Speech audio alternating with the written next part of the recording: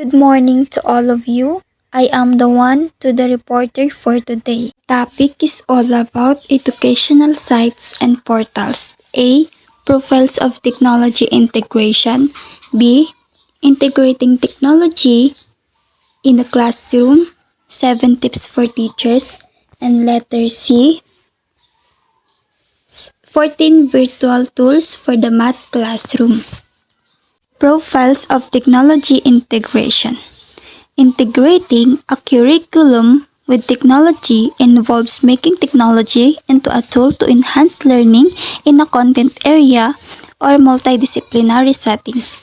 The technology should become an integral part of how the classroom functions, as accessible as all other classroom tools. So dito sa technology integration at tinutukoy dito na yung technology ay mahalaga. Kasi 'di ba, yung ibang technology ay nagagamit sa loob ng classroom like cellphone, laptop for making a presentation and others. Technology integration is the use of technology resources, computers, mobile devices like smartphones and tablets, digital cameras, social media platforms and networks, software applications, the internet, and etc. Are the types of technology integration. We have substitution, augmentation, modification, and redefinition, which is the SAMR model. It is a model of technology integration intended to help us redefine how we use technology. It is developed by Dr. Robin Puentedora. This model is a reflection process that allows us to monitor the effectiveness of how we are using technology to teach and learn. Itong SAMR model ay ginawa ni Dr. Robin Puentedora para masuri kung gaano ka-effective yung technology to teach and to learn in the classroom. Letter B, integrating technology in the classroom, which is the 7 tips for teachers. So technology is a great tool to add to your teacher toolbox. These are an abundance of amazing resources available to both educators and students. So if you are just beginning to integrate technology into your teaching, here are a few tips to consider. So first is tip 1. First and foremost, a quality teacher begins by selecting the most appropriate instructional strategies for the lesson being taught and the specific group of kids in the class. Dito, kinakailangan ng isang teacher na mag-isip ng strategy sa pagtuturo na angkop sa lahat ng estudyante sa loob ng classroom. Like yung paggawa ng PowerPoint and other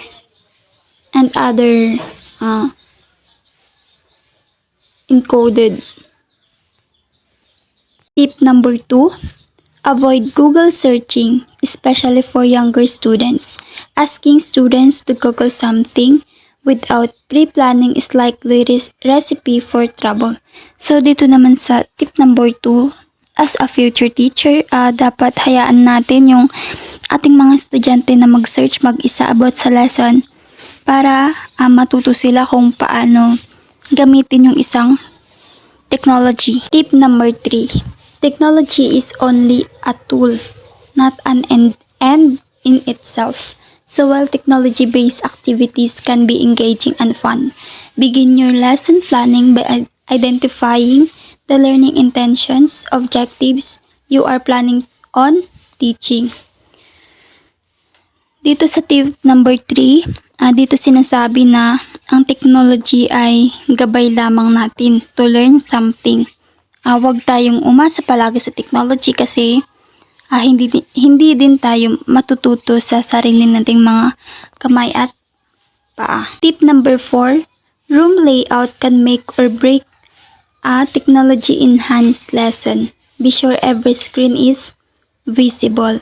Kapag gagawa tayo ng PowerPoint or IMs natin, dapat yung nakikita o nababasa ng lahat ng estudyante, lalo na kapag nasa malayo silang upuan. Tip number 5, be sure your students know the why of the activity you have designed to support the learning objective.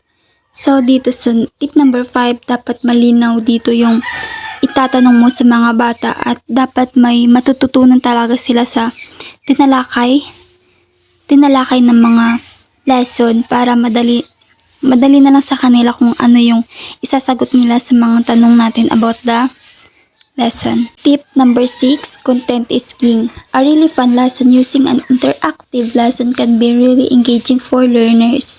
But is there a clear link to learning objectives within your school's scope and sequence? Teachers tell me that one of the biggest barriers they face is time, and yet I often see students engage in fun activities without a clear connection to content. So, sinasabi dito na ayon sa ibang teachers, ang pinakamalaking hadlang daw ay ang oras. Pero kahit kapos man sa time or sa oras, sa pagtuturo sa mga bata, ang importante pa rin ay ang kung ano ang kanilang matutunan or natututunan sa at kapag sila ay nag-i-enjoy sa ating lesson. Tip number 7. Don't wait to use technology until you are an expert.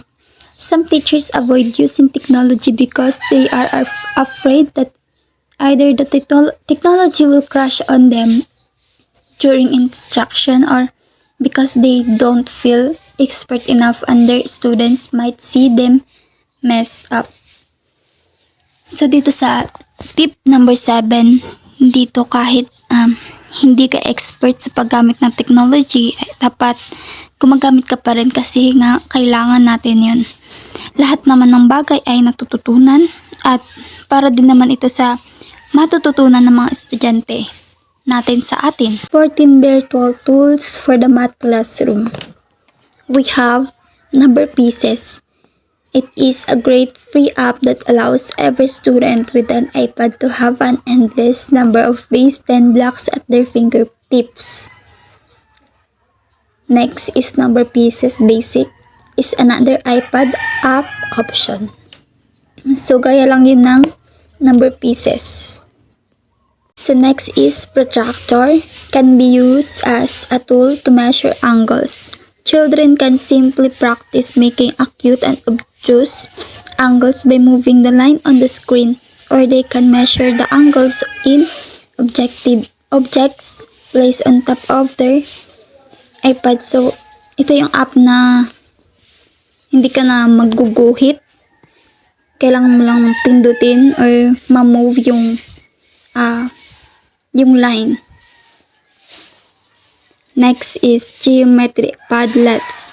Children can draw lines and shapes on graph paper. They can plot points on this coordinate grid and even add text to the screen.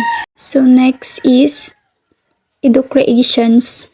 It is also lets students change the background of their screen to graph paper before they start writing. So ito yung parang isang graph paper na pwede sila doon na lang sila magsulat or ilagay yung graph na need doon sa isang math problems. Geoboard is to show off different quadrilaterals and triangles. They can also find the perimeter and area of each shape. So itong geoboard is isang quadrilaterals and triangles na parang doon na nila makikita kung ano ba yung area niya, yung base, and etc. So next is ruler. It is a net app to try out on your iPad. It simply turns your screen into a ruler. Students can measure items placed on their screen in inches and centimeters. So hindi na nila kailangang gumamit ng isang ruler. So dito sa app na nila gagawin yun at hindi na sila mahihirapan kung straight ba yung line na magagawa nila with a ruler. Next is pattern shapes. from the Math Learning Center is a must-have for iPad Math classrooms. In addition to moving each piece around the screen, kids can draw all over the screen to show their work. So dito sa pattern shapes, parang ano na siya, i-move niya na lang yung isang piece around the screen. So hindi na sila mahirapang mag-draw. Dito sa app na lang nila gagawin. Next is clock. It's perfect for teachers with one iPad or for children working in small groups, as they can now calculate how much time has passed or learn how to read a clock with these virtual tools. Then the last is math vocabulary cards can help students learn definitions of different words so that they can use them appropriately. So dito sa math vocabulary, hindi na sila mahihirapang hanapin yung mga malalalim na mga words, kasi ito na yung gagamitin nila para maintindihan kung ano man yung sinasabi ng words na yun. 14 tools for the math classroom. So thank you for listening. I hope you have learned something.